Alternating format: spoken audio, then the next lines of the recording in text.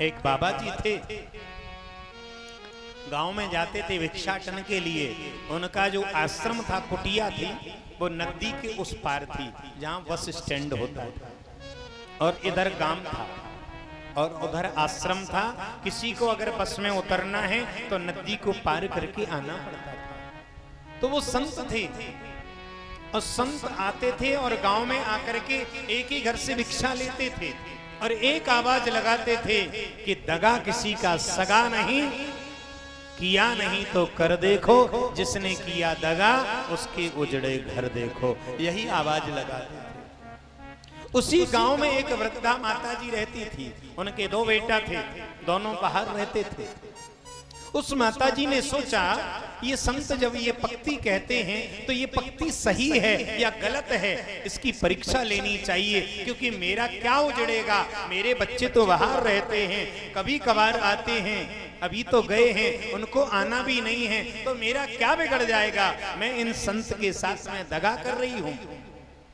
उस माता जी ने क्या किया, एक जहर के लड्डू बनाए 4 और बाबा जी को तुरंत से दे दिया, केवल इस पक्ति को परीक्षण करने के लिए कि दगा किसी का सगा नहीं, किया नहीं तो कर देखो, जिसने किया दगा उसकी उजड़े घर देखो। केवल माता जी ने लड्डू दे दिए। संत बड़े प्रेम पूर्वक लेके गए, नदी पार करके भजन करने लगे शाम को। और भजन कर रहे थे तो रात्रि के भजन करते करते रात्रि के 9 बज गए।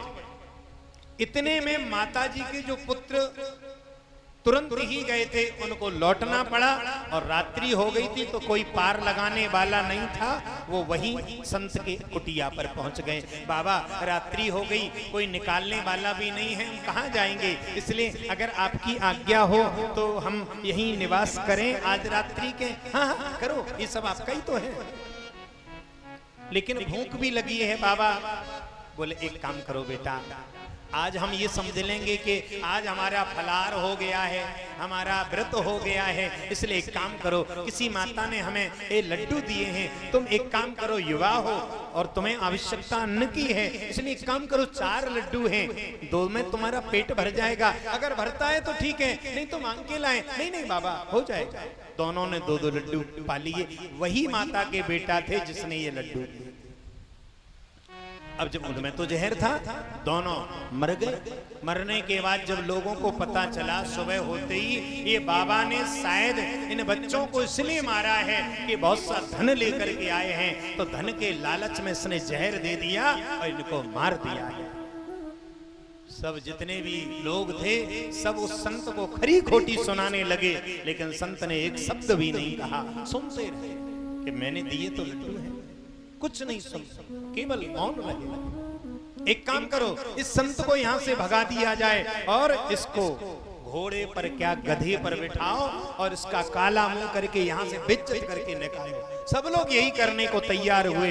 तो जिस माता के बेटा मारे गए थे वो दौड़ी दौड़ी आई। उसने कहा, आप लोग क्या कर रहे हैं, इस संत की दुर्दशा क्यों कर रहे हैं, इसका क्या दोष है। बोले माता जी आप कैसी बातें कर रही हैं, आप ही के बेटा इसने मारे हैं। बोले इसने नहीं मारे हैं, ये मैंने खुद ने मारे हैं। मैंने केवल अब इनकी परीक्षा लेनी चाहिए थी, इनकी पक्ति का परीक्षण करना चाहा था कि दगा किसी का सगा नहीं, किया नहीं तो कर देखो, जिसने किया दगा उसके उजड़े घर देखो। आज मेरा घर उजड़ गया है, मैंने कहा कोई दोष नहीं, इसलिए दगा भी सोच समझ के करना चाहिए। तो ये संतों के लक्षण होते हैं कि संत किसी पर दोषारोपण नहीं करते।